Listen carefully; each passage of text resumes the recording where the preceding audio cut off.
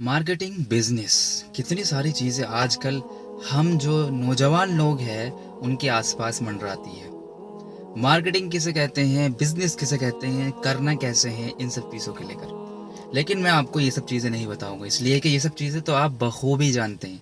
मैं सिर्फ एक ऐसी चीज़ के बारे में बताऊंगा जो लोग बहुत ज़्यादा उस बारे में कंफ्यूज्ड हैं और गलत तरीके से कर रहे हैं। मैं एक इस्लामिक लॉ का स्टूडेंट हूँ।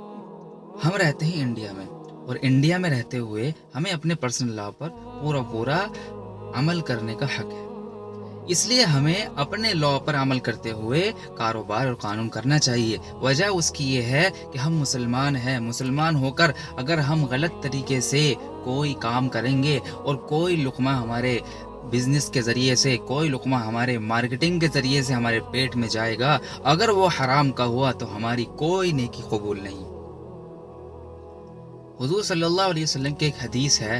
हदीस का मफ़हूम यह है कि जो आदमी एक लुक़मा भी हराम का खाए उसकी नस्लों में ईमान की खराबी आ जाती है। नस्लों तक के ईमान की खराबी, जो चीज़ लाए हम वो चीज़ करें क्यों।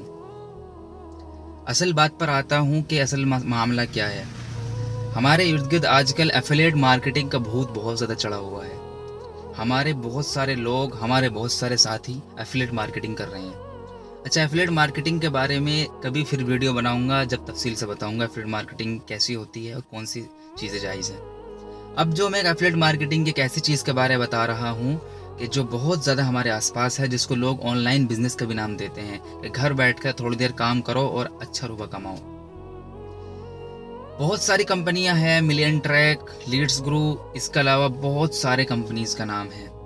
उन कंपनियों के ज़रिए से लोग ऑनलाइन काम करते हैं। मैं आपको एक चीज़ और बता दूं कि एफिलिएट मार्केटिंग जो लोग आज कर रहे हैं वो गलत तरीके से पैसे कमा रहे हैं, वो गलत चीज़ों को प्रमोट कर रहे हैं, वो हमारे भाई बहनों को गलत चीज़ों की तरफ ले जा रहे हैं, जिसकी वजह से वो पैसे हराम हुए जा रहे हैं। और कुछ नाम निहाद मुसलमान, कुछ नाम निहाद मौलवी या मुफ्ती जिसको हम कहें, मैं उनकी बड़ी दिल से इज्जत करता हूँ, लेकिन वो भी इसको फतवा देने पर राज़ी हैं।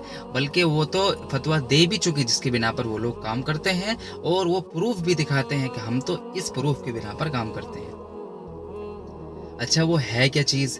वो है कि एक बंदा है जिसने अपना डिजिटल कोर्स बनाया, जिसके अंदर कुछ क्लासेस हैं, जैसे ईमेल मार्केटिंग उसमें सिखाई जाती है, उसमें कैनवा कैसे चलाना है वो सिखाया जाता है, इंस्टाग्राम ऑप्टिमाइजेशन कैसे चलाया जाता है, और मार्केटिंग स्ट्रैटेजी सिखाई जाती है उसके अंदर। बेसिकली उसके अंदर सब कुछ, आपको अपना बिजनेस अगर प्लेटफॉर्म पर चलाना है या मार्केट में लाना है तो किस तरह आपको काम करना है, सब कुछ उसमें सिखाया जाता है।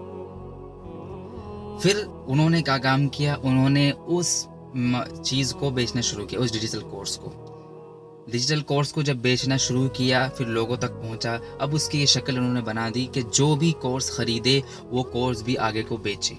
जो भी हमारे कोर्स बिकवाएगा हम उनको 98%, 90%, 80% तक कमीशन देंगे। इसको लोग बहुत आसानी से कर रहे हैं। इसका नुकसान क्या है और ये चीज़ गलत क्यों है?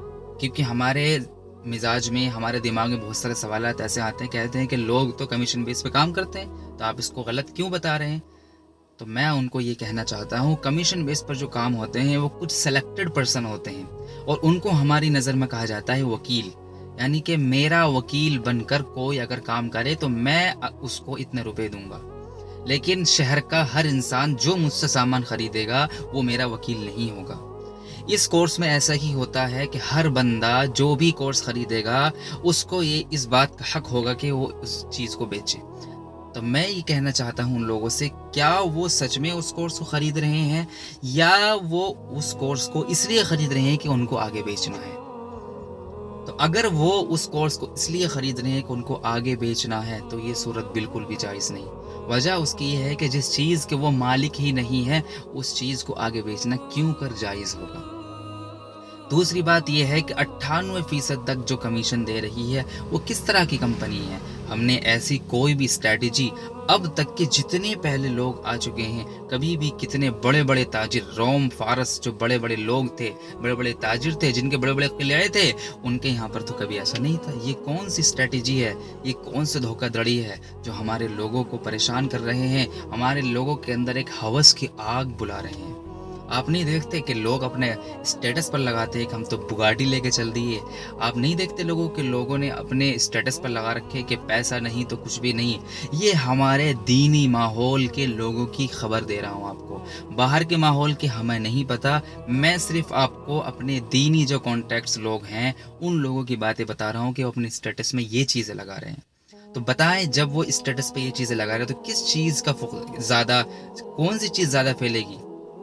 ज़्यादातर यही चीज़ तो फैलेगी कि पैसा ज़्यादा होना चाहिए, उसके अंदर बार बार यही हविस भरी जाएगी कि ज़्यादा से ज़्यादा पैसा हो, ज़्यादा से ज़्यादा हो। अरे आप हलाल पैसे से रोज़ी कमाएं, 5 रुपये, 10 रुपये, 20 रुपये, 5%, 10%, 20% कमाएं, आपको हर बात का हक है। लेकिन जिस चीज़ के आप मालिक नहीं हैं उस चीज़ को बेचना आपके लिए क्यों कर जायज़ होगा? अच्छा, इस सिलसिले में बहुत से लोगों ने मुझसे सवालात किए और बहुत से लोगों ने कहा कि आप ये बात कहाँ से कह रहे हैं। तो मैं उनको कह दूं कि मैं इस बात को फतवे के साथ मैंने नशर भी की है, फतवे के साथ मैंने इसको शेयर भी किया है। जो लोग भी जानना चाहते हैं वो मेरे पेज पर देख सकते हैं, वो मेरे प्रोफाइल पर आकर देख सकते हैं मेरे पोस्ट को। दूसरी बात आपको मैं ये बता दूं कि बिजनेस स्ट्रेटेजी में जब आदमी काम करता है उसके लिए सबसे बड़ी प्रायोरिटी ये होनी चाहिए। मैंने कल की वीडियो में आपको बताया था कि जो भी इंसान दुनिया में आया है वो एक अपना एक मकसद लेकर आया है। मैंने आपको बताया था इंडोनेशिया और मलेशिया के बारे में कि वहाँ के लोग मुसलमान किस तरह हुए। वहाँ के लोग मुसलमान दावत तबलीग की जो आजकल की सूरत है उसके हिसाब से नहीं हुए, बल्कि यमन से कुछ मुसलमान आए थे और उनके अच्छी तिजारत करने के तरीक़ों को लेकर वो इतने खुश हुए, इतने मुतासिर हुए, कहे कि इस्लाम इतना खूबसूरत है, इसलिए वो मुसलमान हुए। आज आप देख ले कि इंडोनेशिया, मलेशिया, ये देश इस वजह से गिने जाते हैं कि ये देश मुसलमानों के देश है। हमारे यहाँ पर क्या होता है, हम लोग क्या अपनी कोई परछाई देते हैं? क्या हम लोग एक मुसलमान होने का कोई दावा तो करते हैं लेकिन अपना कोई असर छोड़ते हैं? अगर हम इस तरह के असर उनको दिखाएं तो वो भी तो कहेंगे कि तुम भी तो दुनिया के पीछे पड़े हुए हो।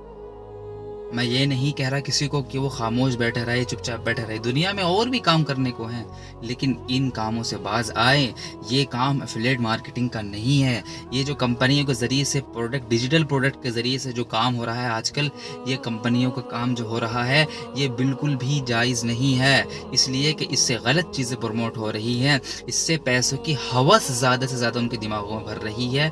उम्मीद है कि आप हमारी बात को समझेंगे और जो भी आपके लिए एतराज़ात, जो भी आपके दिमाग में सवालात हैं वो बराह करम मुझसे रब्ता करके मुझसे पूछिएगा, तनकीद का निशाना ना बनाइए।